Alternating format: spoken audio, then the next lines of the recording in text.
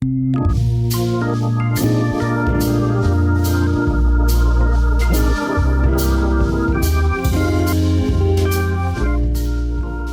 de la Universidad de La Serena presenta La Teoría del ICAL Radio. Un espacio de la Oficina de Divulgación Científica de la Universidad de La Serena. Con un enfoque lúdico y accesible, el programa busca romper barreras entre la ciencia y la ciudadanía, abordando preguntas cotidianas, descubrimientos recientes y desafíos actuales desde una mirada científica.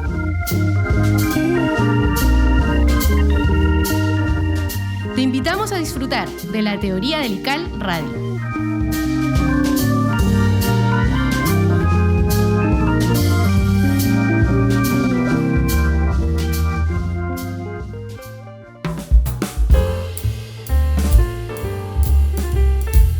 Bienvenidos, estamos acá en la Teoría del ICAL Radio, la Teoría del ICAL sin Lical hoy día porque nuestro gran amigo Lical está enfermito, pero me acompaña mi gran amiga hoy en esta jornada, me acompaña Yaritza Mondaca, que es parte del equipo de la Oficina de Divulgación. Yaritza, ¿cómo estás? Cuéntanos. Muy bien, Sergio, muchas gracias. Pues aquí estamos reemplazando a Lical, triste y feliz a la vez. Claro.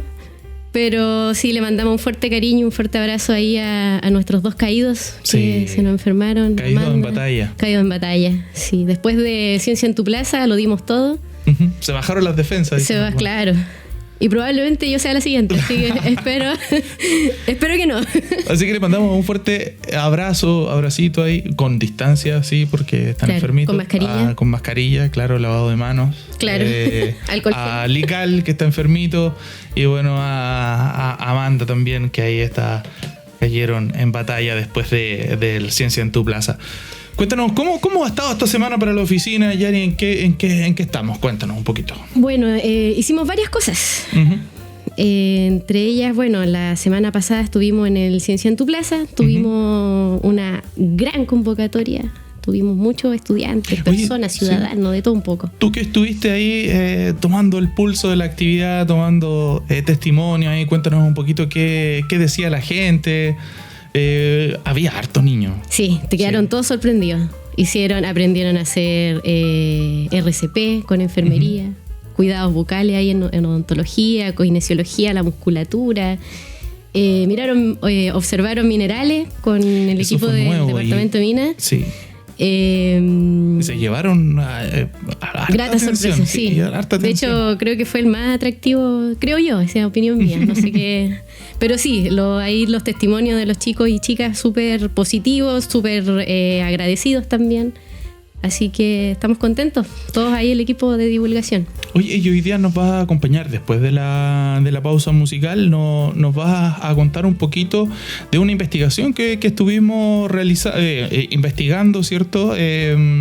Cuéntanos ahí ¿qué investigación traemos hoy día? Claro, luego de la pausa vamos a hablar sobre una investigación de una académica de la Facultad o la Escuela de Derecho, mejor dicho, sí, de la doctora Paulina Mesa, que le mandamos ahí un saludo a gran amiga, que es gran amiga de la casa. Gran amiga nuestra. Entonces, para el programa de hoy tenemos una gran investigación, a la vuelta de la pausa tenemos una gran investigación de Paulina Mesa, ahí tenemos un trabajo, lo dejamos enganchado, y también tenemos a Álvaro Salazar, que nos va a hablar un poquito sobre el impacto del cambio climático aquí en la región de Coquimbo. Sí. Así que vamos a una pausa musical. Nos habían pedido, porque hay gente que nos pide canciones, Jaime, ¿sí? ¿Qué nos pidieron? Drive de Incubus. ¿Vamos con eso? Vamos.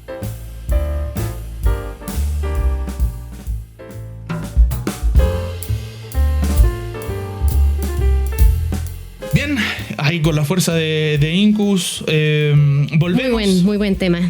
Temazo. Estamos acá con Yaritza Mondaca en la Teoría del Lical. Sí, Lical. Sí, Lical, porque está enfermito nuestro Lical. Le vamos a tener que poner las vacunas. Claro, creo las antirrábicas ahí. Sí. Desparasitarlo al pobre, pobrecito. No lo hemos desparasitado. Claro, ahí está la génesis de la enfermedad.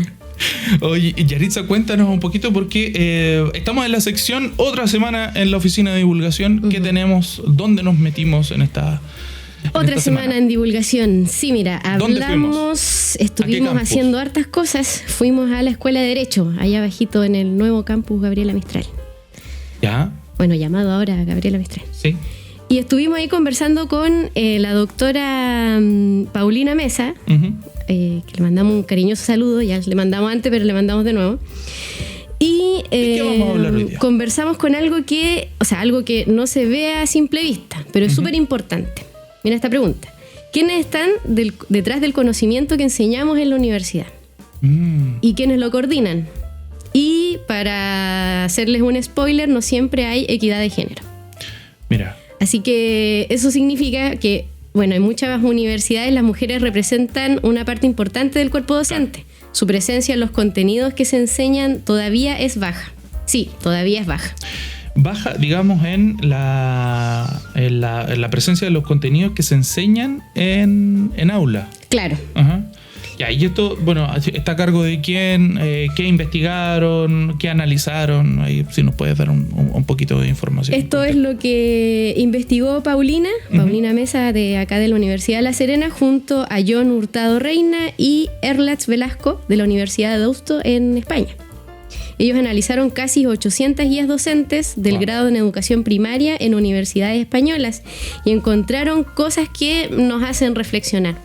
¿Y qué son esas cositas? Cuéntanos qué se preguntaron estos investigadores. Bueno, también ahí Paulina Mesa, que parte de nuestra universidad. ¿Qué se preguntaron? ¿Qué buscaron? Mira, las preguntas fueron las siguientes. ¿Quiénes están representadas en la bibliografía que usamos para formar a las y los profesionales o futuros profesores? ¿Cuántas mujeres están coordinando estas asignaturas? ¿Y qué tan presente está la perspectiva de género en los contenidos? Oye, y algunos datos claves que pudieron encontrar ahí, analizar, si nos puedes ahí contar un poquito, ¿qué encontraron? Encontraron varios datos. Primero, que solo el 33% de las referencias bibliográficas eran de mujeres. Una cifra bajita. Bajita, sí. En áreas como educación física y ciencias sociales, los hombres triplican a las mujeres como autores citados. El principio de igualdad de género aparece en apenas 1,6% de las bibliografías, en todas las áreas de las ciencias sociales y en muchas otras casi un 0%.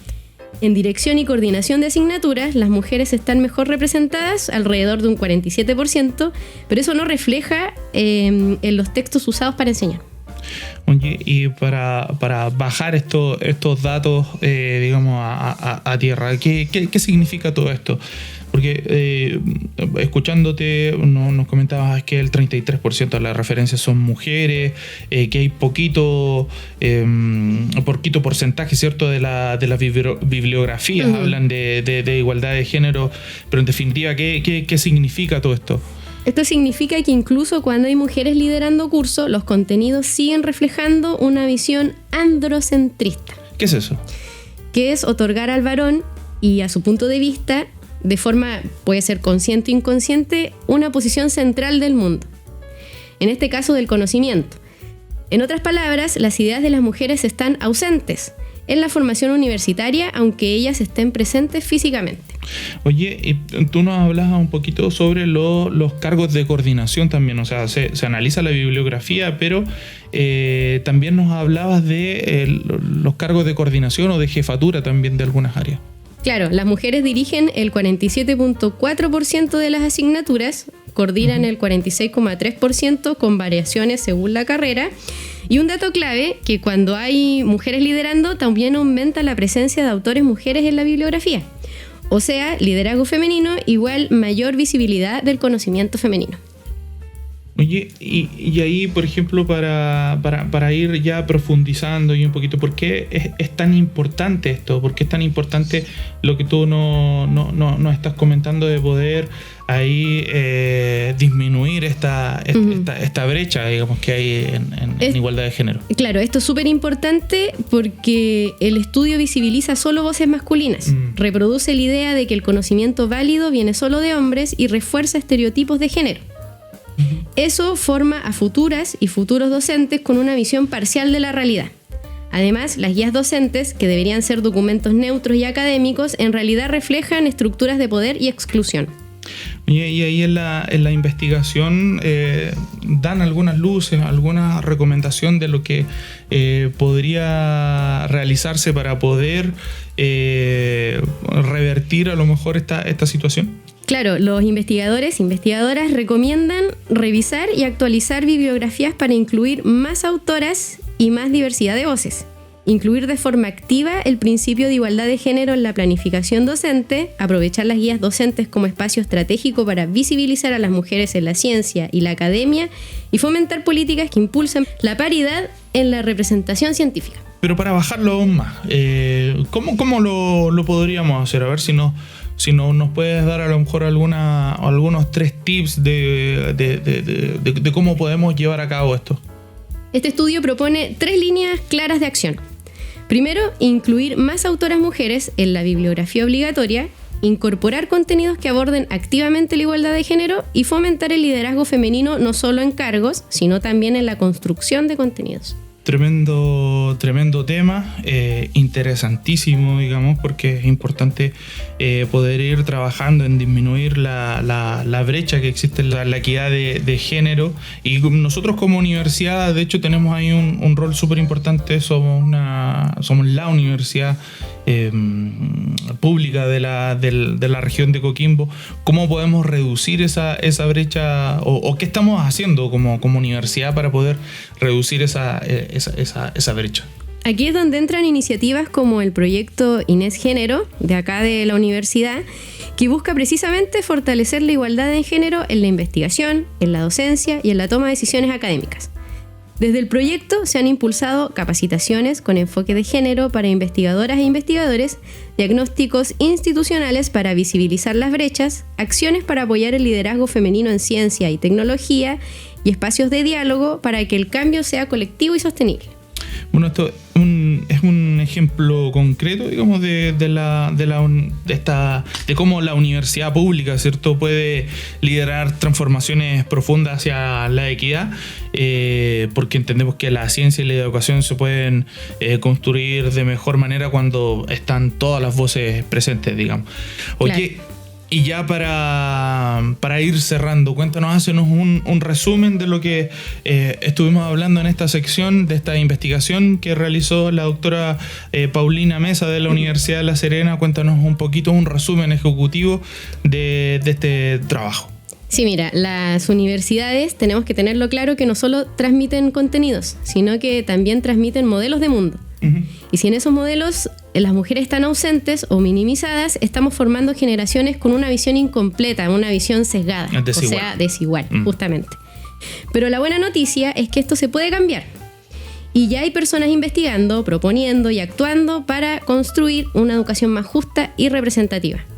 Como esta investigación de Paulina Mesa de la Universidad de La Serena junto a John Hurtado Reina y Erlands Velasco. Espero haber dicho bien ese nombre. De la Universidad que le mandaba un saludo acá a los investigadores, de la Universidad de Deusto en España. Los que analizaron 800 guías docentes del grado de educación primaria en la Universidad Española. Y a modo de resumen, proponen 3 líneas de acciones claras. Primero, incluir más autoras mujeres en la bibliografía obligatoria, incorporar contenidos que aborden activamente la igualdad de género y fomentar el liderazgo femenino no solo en cargos, sino también en la construcción de contenidos. Porque hacer ciencia con perspectiva de género no solo es lo justo, sino es más completo, más crítico y más transformador. Sí, mira, me quedo con eso, de que es más completo, ¿cierto? Lo que tú comentabas es más crítico y bueno, y es más y tenemos las 2 visiones de hombres y mujeres, justamente. Oye, Yari, ¿nos vas a acompañar la próxima semana? Espero, o si no ahí, sí, bueno, Amanda se encuentra bien, ella vendrá a dar las noticias de otra semana en divulgación. Oye, podríamos ir a salud, aprovechando de que estamos todos enfermos, podríamos ir a salud y hablar un poquito sobre las enfermedades. Sí. Creo que es un buen tema para la próxima semana. ¿Cierto? Más que estamos entrando ya en las épocas invernales y ya está haciendo frío.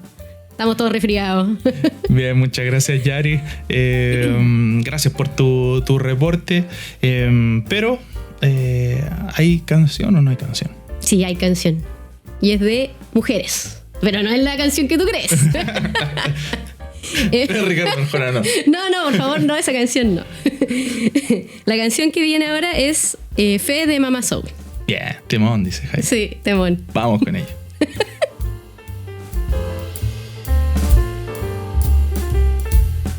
Bien, ya estamos de vuelta en Radio Universidad de La Serena 94.5, aquí en la teoría de Lical, como decíamos hace un ratito, sin Lical. Sin Lical. Bien, y bueno, tenemos un invitado hoy. Yari, cuéntanos un poquito de quién nos acompaña en esta tarde. Bueno, hoy día nos acompaña el doctor Álvaro Salazar, ecoclimatólogo acá de esta linda Universidad de La Serena.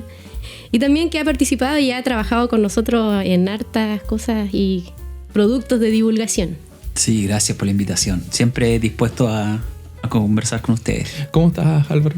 Bien, súper bien, sí, bien. Oye, ¿te puedes presentar para quien, no te ubica o no engancha ahí con el nombre? A lo mejor te conoce de vista, pero no de nombre. Cuéntanos un poquito quién es Álvaro Salazar. Uy, qué pregunta más profunda. Lo voy a limitar a lo que es mi quehacer nomás, porque yo todavía estoy en proceso de autodescubrimiento.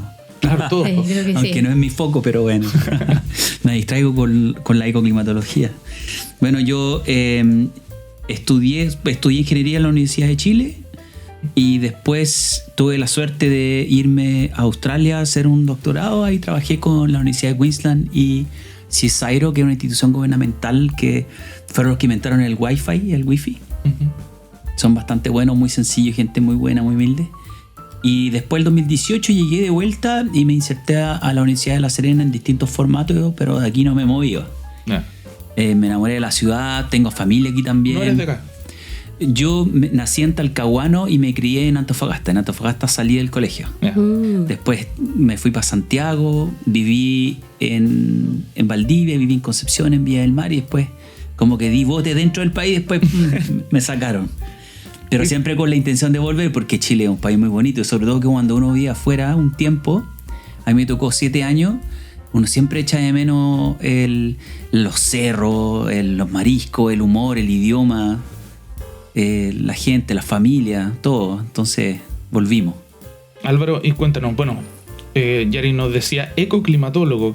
¿Qué es la ecoclimatología y por qué es tan importante para poder entender también todo este tema que nos está pegando súper fuerte aquí en la región de Coquimbo? El cambio climático. Sí, la ecoclimatología está entre la climatología y la ecología.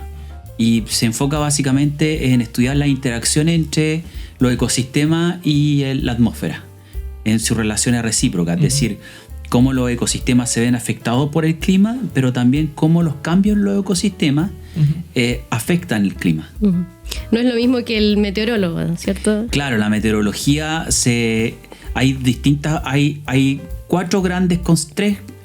tres grandes conceptos, que uno es la meteorología, lo otro es la variabilidad climática y lo otro es el cambio climático. Entonces, y qué diferencia unas de otras, principalmente la escala espacio-temporal. Por ejemplo, en meteorología cuando hablamos de meteorología, nos estamos centrando en fenómenos que ocurren a una escala de entre 1 y 2 semanas, hasta un mes, ¿cierto? Como son la temperatura, si va a llover o no si va a llover, sí, por eso qué sé yo. Sí, claro. Al corto plazo. Ahora, la precipitación es súper difícil modelarla porque el clima tiene un comportamiento bien caótico. Entonces, si ustedes se fijan, los pronósticos a 1 semana pueden ser bastante precisos, pero si ya los pronósticos a 3 semanas ya no son tan precisos, podría o no llover. La variabilidad climática, ya aumentamos la escala y ya son procesos desde estaciones a procesos que pueden ocurrir de manera decadal, o sea, 10, 20 años. Por ejemplo, el fenómeno del Niño es un fenómeno de variabilidad climática. Y el concepto principal ahí es que la variabilidad es que son desviaciones del clima promedio. El clima promedio es la meteorología promedia, pero ya en harto tiempo, como en 30 años, ¿no?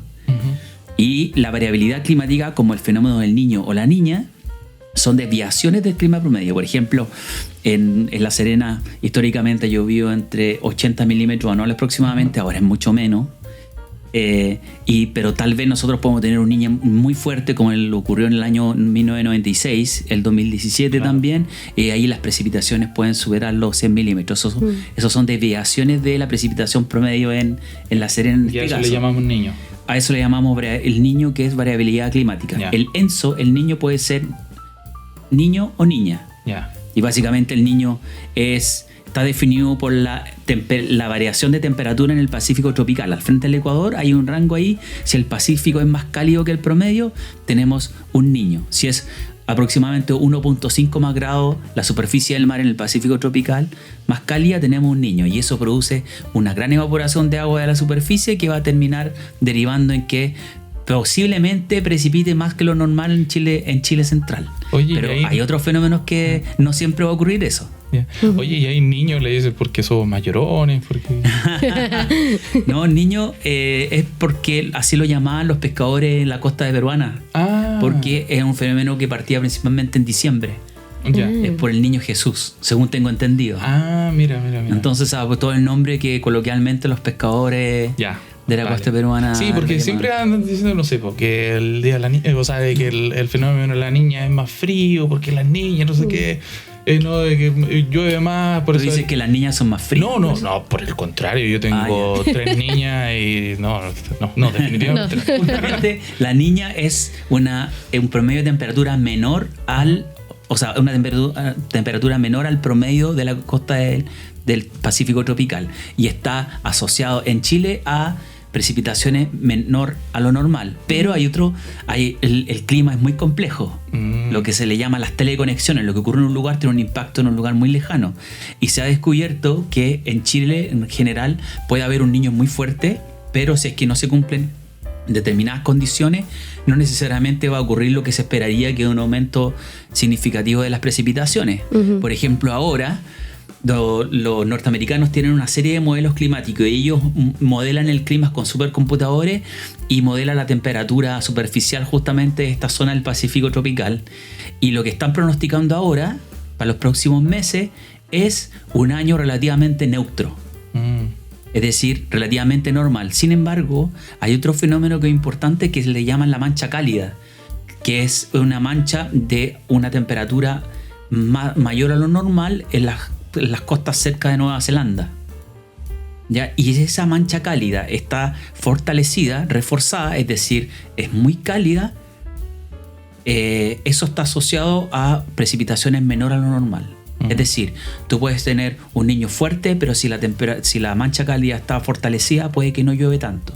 Y lo que está ocurriendo ahora es que esta mancha cálida está bastante fortalecida. Entonces podría haber, pese a que es un niño neutro, podría las precipitaciones ser menor a lo normal. Sin embargo, lo que ocurrió el año pasado, que hubo 2 eventos de precipitación más o menos fuertes. Entonces, siempre hay como un salvavidas, como decía un académico de la Universidad de Chile, que pese a que los pronósticos digan y que se conjugan determinados fenómenos que estarían derivando en un año más seco, pueden ocurrir eventos particulares que en 2 días puede que precipite lo que precipita un año normal. Y, por ejemplo, ¿la vegetación tiene algún impacto en el clima? Sí, la vegetación es súper importante. Ya se ha demostrado con modelos climáticos, con imágenes satelitales. Lo que produce la vegetación básicamente es una bomba de agua desde el suelo y desde mayor profundidad, desde el suelo más profundo hacia la atmósfera. Y esto es súper importante en ecosistemas áridos y semiáridos como la región de Coquimbo, porque la región de Coquimbo básicamente son ecosistemas umbrales. ¿Qué significa esto? Que ya están súper estresados por la escasez hídrica, que es normal, es natural, son ecosistemas áridos. Pero como están estresados, pequeños cambios en las fuentes de agua pueden provocar grandes cambios en todo el sistema. Y una de las fuentes de agua de ecosistemas áridos es justamente la vegetación a través de la evapotranspiración. La evapotranspiración es la evaporación de superficies como el suelo, como en la superficie de la hoja de la planta, con transpiración. Y la transpiración es por fotosíntesis. Entonces estos 2 elementos en conjunto entregan agua hacia la atmósfera, que determinan que el clima no sea tan árido, o que si nosotros sacamos la vegetación se resta esa bomba de agua y ya habría menos humedad en la atmósfera, lo que determinaría en que el clima pasaría a un estado más seco. Por lo tanto, la vegetación puede ser utilizada como para mantener o mantener la resiliencia del clima de los ecosistemas aquí en la región. Sí, pero no es cualquier vegetación, digamos. O sea, idealmente tiene que ser vegetación nativa. Porque si estamos en escasez hídrica, no hay llegar y por ejemplo, si yo quiero bajarle un poquito la temperatura a mi ciudad, digamos, tengo la idea de poder, como tú nos comentas, de plantar árboles. No puedo plantar cualquier árbol porque tengo una palmera, hídrica. no. Claro, para llenar de plátanos orientales. El clima está compuesto por el suelo también. El clima tiene distintos componentes, no solo la atmósfera, sino también el suelo. Y hay un equilibrio ahí que la naturaleza le ha costado millones de años en establecer. Interacciones entre especies, incluso equilibrios biofísicos entre la microbiota, la estructura de la raíz, que tiene un fenómeno que se llama levantamiento hidráulico, que la raíz hace que aumente la humedad del suelo porque levanta hidráulicamente la humedad desde zonas más profundas del suelo. Entonces, por ejemplo, si nosotros plantamos eucaliptus, el eucalipto consume muchísima agua y eso tiene si bien podría disminuir la temperatura por evapotranspiración y podría tal vez bombear agua también, hay un fenómeno, una consecuencia que tiene que ver con una disminución de la humedad del suelo y la disminución del agua disponible para otras especies, por ejemplo. O sea, no es bueno plantar eucalipto. Oye, y hace un tiempito atrás estuvimos trabajando, me acuerdo, una divulgación ilustrativa que de hecho está en nuestras redes sociales para que nos busquen, @divulgación Userena, donde trabajabas, por ejemplo, a propósito del tema de las simulaciones, que había en nuestro país una especie de aumento hacia el final de este siglo entre 5 grados. Dividiste ahí el país claro, en 4 grandes zonas, y para la región de Coquimbo también tenía algunos resultados interesantes. Sí, tenemos 2 resultados, ese que está publicado y otro en el que estamos trabajando, que es en general para Chile Central y para la región de Coquimbo se esperaría, según todos los modelos en relación a la temperatura, todos los modelos pronostican un aumento de la temperatura. Y este aumento de temperatura es mucho mayor en la zona de las cordilleras. Entonces se esperaría un aumento de temperatura en las cordilleras. Por otro lado, se esperaría una disminución de las precipitaciones, sobre todo en el secano costero. Es decir, desde aproximadamente 1500, 2000 metros de altitud hacia la costa. Si nosotros vemos un mapa de la región, en promedio se esperaría una disminución de aproximadamente el 20% de las precipitaciones acá.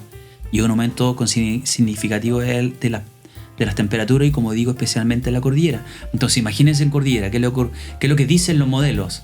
Dicen que por un lado va a aumentar la temperatura y por otro lado va a disminuir la precipitación. Y parte importante de las fuentes de agua a través de la criosfera aquí en la región de Coquimbo. Significa que va a nevar más agua, o sea, no va a nevar tanto el agua, la precipitación va a caer en forma líquida y no sólida, ¿ya? Por este aumento de temperatura, y eso tiene una serie de consecuencias. Una de ellas es que podría aumentar el riesgo de remoción en masa e inundaciones, algo parecido a lo que pudo haber ocurrido este verano en Pisco Elqui, no sé si se acuerdan, que son precipitaciones convectivas bastante fuertes. Y por otro lado vamos a tener menos almacenamiento de agua como nieve en el futuro. Entonces eso trae una serie de consecuencias en términos como del manejo de los recursos hídricos de las distintas cuencas de la región. ¿Esto significa que va a haber una desertificación del ecosistema, del lugar donde habitamos, que va a ir progresivamente en aumento? Sí, la desertificación tiene un componente también de uso de suelo. Por ejemplo, hay 2 conceptos, desertización y desertificación, que en este momento no me acuerdo cuál es la diferencia, pero es bueno por lo menos mencionarlo. Y que hay un componente climatológico y hay un componente de uso del suelo. Por ejemplo, ustedes saben que en la región de Coquimbo, una de las zonas más desertificadas, el suelo está tremendamente degradado. Creo que más del 80% del suelo de la región está degradado, y eso tiene una serie de consecuencias en el almacenamiento de agua. ¿Qué es lo que pasa, por ejemplo, en una ladera que está llena de vegetación? Uno de los primeros impactos, en el caso que haya precipitación, si es que esa vegetación frena la caída del agua, ¿ya?, hacia el suelo, por lo tanto el efecto de la cota de agua tiene un menos impacto erosivo. Claro. ¿ya? Entonces cae con... ¿Qué significa eso? Que no escurre rápidamente, sino que infiltra y alimenta de agua las napas subterráneas. Si nosotros sacamos toda esa vegetación, cuando llueve, toda esa agua escurre inmediatamente. Y ahí tenemos más riesgo de inundación, más riesgo de evacuación en masa y menor almacenamiento de agua en la cuenca. Y el agua que se almacene se va a perder mucho más rápido. Entonces, la gracia es que nosotros tenemos que mantener por mayor tiempo posible el agua dentro de la cuenca. Y la vegetación ahí puede ser un tremendo elemento. No digo tenemos que reforestar toda la cuenca del Elqui, pero por lo menos eso se conjuga con otros planes para la conservación de la vegetación existente o el manejo inteligente para que la vegetación sea resiliente y disminuir los riesgos y aumentar el almacenamiento de agua a nivel de cuenca en ese sentido. ¿Y esta restauración de vegetación natural, qué implica precisamente ahí? Bueno, hay distintos tipos de restauración de vegetación. Hay restauración de tipo pasiva y otra activa. Pasiva es no intervenir en un lugar, por ejemplo, y dejar que la vegetación naturalmente se recupere. Hay un ejemplo muy bonito que ocurrió en la quebrada de Talca. En la quebrada de Talca, Alexander Store junto con la Municipalidad de La Serena se coordinaron con los propietarios en una zona de la quebrada y cercaron un área de aproximadamente, no me puedo equivocar, pero tengo entendido que son como 100 hectáreas. Y eliminaron el ganado caprino en toda esa área.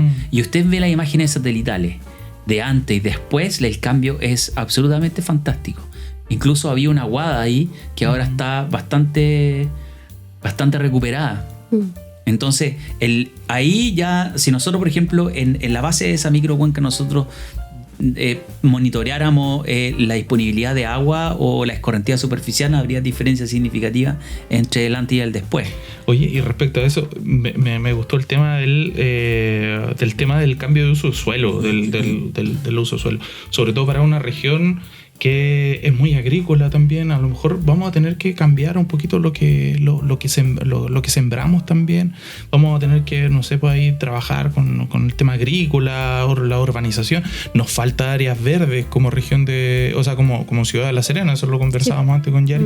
Pero ¿cómo lo contrarrestamos, por ejemplo, con la falta hídrica, con la escasez hídrica? Ahí tenemos hartos temas. Sí, es que esos son temas bien interesantes. Por ejemplo, ¿qué es lo que pasó?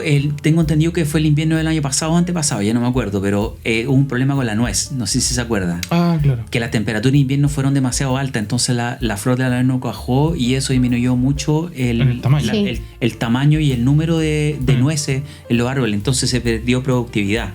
Si ustedes se han dado cuenta, las temperaturas hasta este año en verano fueron bastante altas y ahora no está haciendo tanto frío como estábamos acostumbrados, entonces probablemente fenómenos como altas temperaturas mínimas en invierno sean más recurrentes en el futuro y eso va a tener un impacto en determinados cultivos agrícolas, como en este caso la nuez. Entonces, en algún momento vamos a estar obligados a replantearnos un poco qué especies nosotros vamos a producir a partir de los cambios que estamos observando y que se esperarían. Eso también podría generar oportunidades, es decir, este aumento de temperatura podría hacer que tal vez otras especies de valor comercial podrían producirse en alguna zona de la región, pero no es mi área de expertise, en realidad desde la teoría podría ser. Es un elemento bastante complejo porque tiene que ver con quehaceres culturales, tienen que ver con forma de hacer las cosas, tienen que ver con el mismo mercado, tienen que ver con aspectos técnicos también. Es todo un círculo. Sí, claro. Es un círculo bastante complejo que ahora lo está tratando de abordar el plan regional de cambio climático y lo está tratando de abordar también los planes comunales de cambio climático. ¿Y las zonas más vulnerables de la región de Coquimbo frente al cambio climático y qué factores la hacen un poco más sensible? A propósito del plan.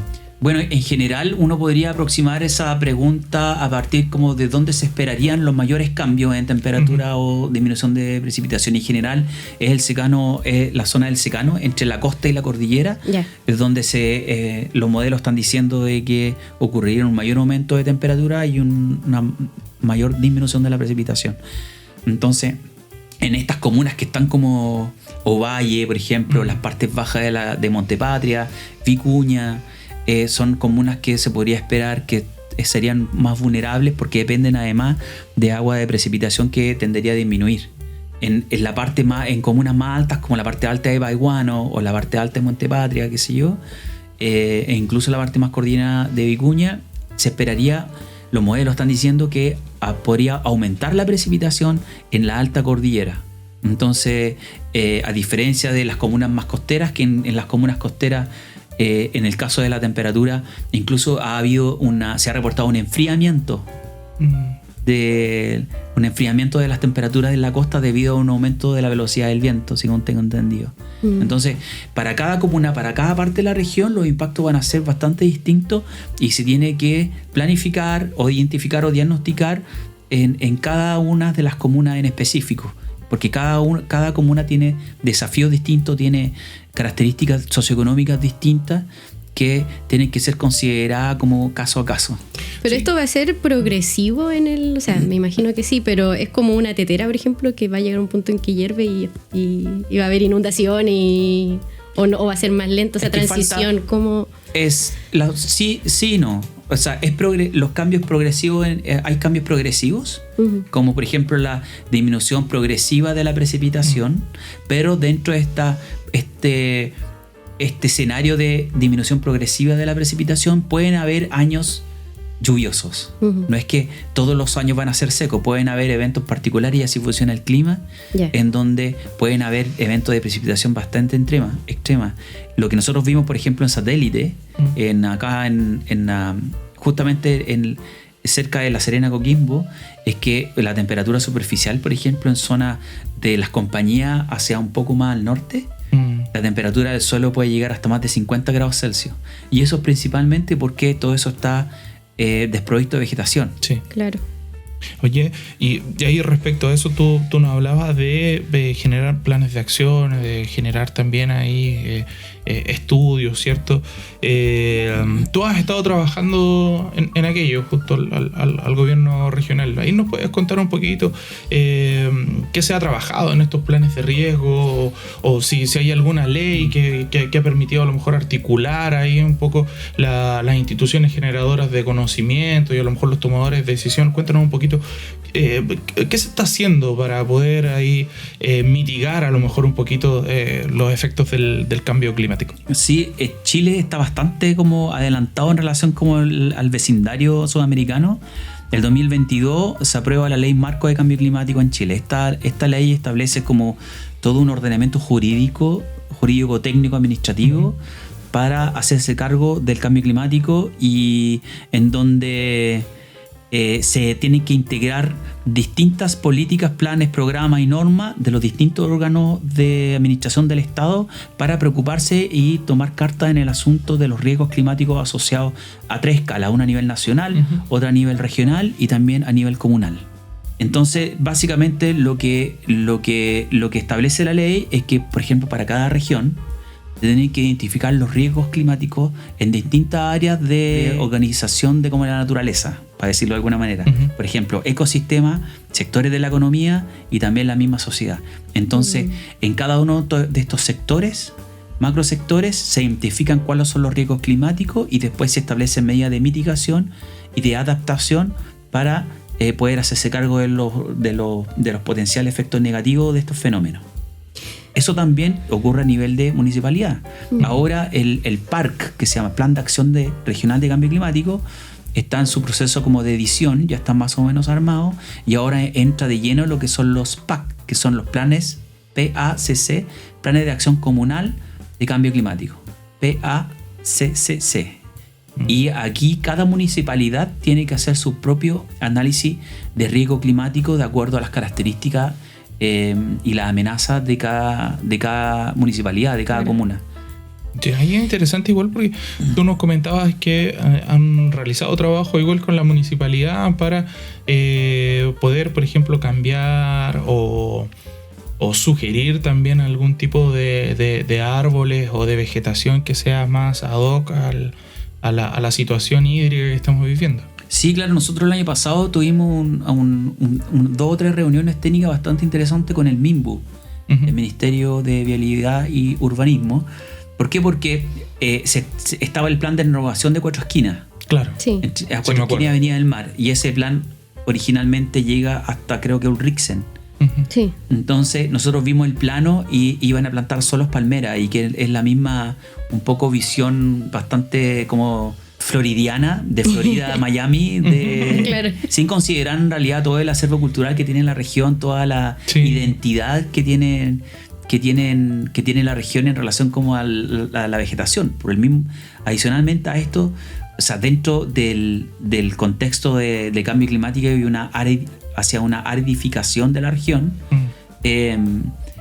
no tenía mucho sentido. Entonces nosotros nos acercamos a la autoridad de Almimbu y tuvimos una reunión. Incluso en la mesa trajeron todos los planos impresos que se dio, y nosotros dibujamos dentro del mismo plano. Logramos que sacaran las palmeras, lo reemplazaron por algunas especies como la alcaparra, que es tremendamente resistente a la sequía, prácticamente no hay que regarla, hay una flor amarilla bien bonita, quillay, etcétera. Pero ahí yo creo que por falta de experiencia nos faltó involucrar a la municipalidad, porque al final la municipalidad dijo: no, vamos a poner una especie de chipeado, tal como lo hizo Coquimbo, y pusieron algunos árboles, pero ese chipeado lo pusieron y en la semana llovió justo en agosto, y todo ese chipeado desapareció y quedó bastante mal. Entonces ahora estamos haciendo los esfuerzos para acercarnos a la municipalidad y con ellos empezar a trabajar para que tal vez el laboratorio de ecofisiología vegetal de la Escuela de Biología pueda tal vez sugerir qué especies de arbustivas se podrían integrar con un sentido como de estético, con un sentido que sea resistente a la sequía, para poder hermosear un poco toda esa zona de Cuatro Esquinas, por lo menos. Y de ahí para adelante es infinito, podemos hacer un montón de cosas. Y esto vendría a ser un papel que juega la universidad y los centros de investigación en este ámbito. ¿Hay otras cosas más que pueda aportar? La universidad, sí, o sea, el espacio que tiene la universidad para poder aportar la toma de decisiones o la política pública es tremendo a partir de la investigación y la academia. En ese sentido, yo creo que la universidad ha jugado un rol, y el desafío es cómo fortalecer ese rol por nuestro lado a partir de el diseño de áreas verdes que estén sintonizadas como con el clima que se viene y que ya está, digamos, instalado, para poder, en el fondo, que todos los ciudadanos disfrutemos de unas áreas verdes llenas de flores durante todo el año, por ejemplo. Claro. Y además aprovechar el tremendo acervo genético y estético que tiene la flora propia de la región. En la región tenemos una cantidad de superhéroes en vegetación bastante interesante. Por ejemplo, está el locumillo. No sé si ustedes conocen el locumillo. Sí. El locumillo es una especie en peligro de extinción que se distribuye en un área de aproximadamente 80 kilómetros, y está el desafío ahí de que las personas valoren esta especie, que además es muy estética, muy bonita. Por ejemplo, están las nolanas también, que son súper resistentes a la sequía, y tienen una flora azul muy, muy bonita. Yo he visto unas nolanas que, si se cuidan bien, son realmente muy bellas, muy resistentes, prácticamente no hay que cuidarlas. Entonces, y además, por ejemplo, hemos conversado con otros investigadores, un investigador que él obtiene productos cosméticos de la flora nativa. Por ejemplo, el Felipe lo que hizo fue extraer componentes, moléculas de la hoja de alerce, y ahora están produciendo cremas anti-envejecimiento que tienen un alto poder. Qué buena. Y él analizó justamente la nolana, y la nolana tiene un poder antiinflamatorio súper poderoso también. Entonces, hay mucho que hacer, hay un espacio como para recorrer bien interesante, y la universidad, desde la academia, a través de investigación, podría tal vez hacer un mapa y generar soluciones que pueden servir como a toda la comuna o la región. Estamos con el doctor Álvaro Salazar, ecoclimatólogo de la Universidad de La Serena. Ya ha avanzado un poquito la hora, ya estamos por finalizar, pero cuéntanos, Yeri, tú tenías la última pregunta. Una pregunta. Última pregunta. ¿Hay algo que podemos hacer nosotros como ciudadanos para hacer frente, digamos, al cambio climático? ¿Alguna recomendación? Algo que... De la forma más directa siempre digo lo mismo. O sea, si tenemos un jardín disponible, o tenemos, y no solo el jardín de nuestras propias casas o departamentos, sino que el espacio que puede ser común, tomarnos los espacios abiertos en la calle, o el frente de nuestras casas, o nuestros edificios, o nuestras áreas de trabajo, y si vemos áreas, por ejemplo, desprovistas de vegetación, ir a CONAF, buscar qué especies se pueden instalar, la misma nolana, otras especies del desierto florido, pero no ir a sacar al desierto no sacar florido, flores, claro, no. Sino, por ejemplo, que se comuniquen con el laboratorio de ecofisiología. Nosotros estamos produciendo, por ejemplo, ahora las puyas, que son tremendamente lindas las puyas, no sé si las conocen. No, la verdad que no. Son a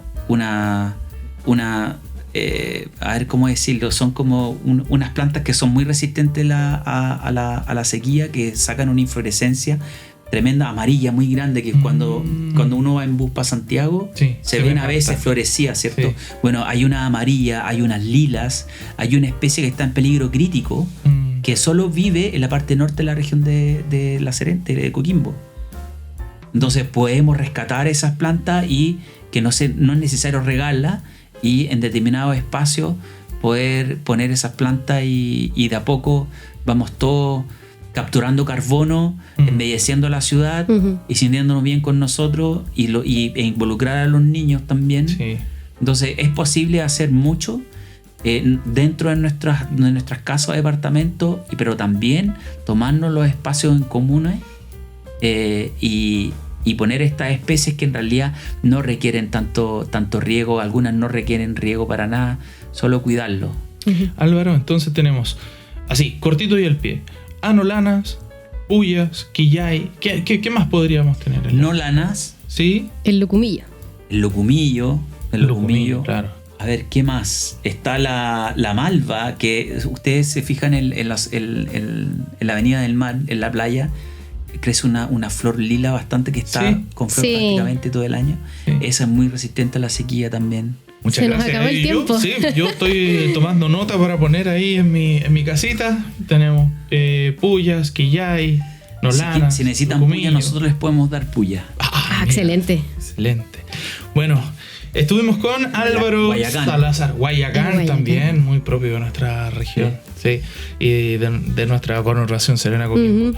Estuvimos con Álvaro Salazar, ecoclimatólogo de la Universidad de La Serena. Te le queremos agradecer por compartir con nosotros en esta muchas gracias, Álvaro, y siempre tener toda la disposición del mundo para nosotros, para nuestras molestias. Nos ha encantado. Y para cerrar, un tema. Eso. Un tema. Había nombrado un tema, se me olvidó. De los Bunkers. El de los Bunkers es Leremín, que es un cover que hacen a Paul McCartney, parece que se accionó. O es de los Beatles o de Paul McCartney, ¿no? De Paul. Sí. Que el cover que hacen es extraordinario. Bien, estamos de vuelta. Hemos llegado al cierre de una tercera edición de La Teoría del Lical. Hoy, lamentablemente, sin Lical. Le mandamos un saludo, un fuerte abrazo ahí a Amanda y a Lical, que están reposando en su casa. Sí, están enfermitos. Así que, bueno, recordarles que nos pueden seguir en redes sociales, en Instagram, en YouTube, en Facebook, como divulgación@userena. Y ahí se pueden suscribir y encontrar todo el material, todo el contenido que estamos preparando exclusivamente para ustedes. Así que nos vemos la próxima semana con una nueva entrega. ¿Cuándo y a qué hora? Miércoles 16 horas. Por la Radio Universidad de La Serena 94.5. Nos vemos la próxima semana. Un gusto, hasta luego. Chau. Adiós.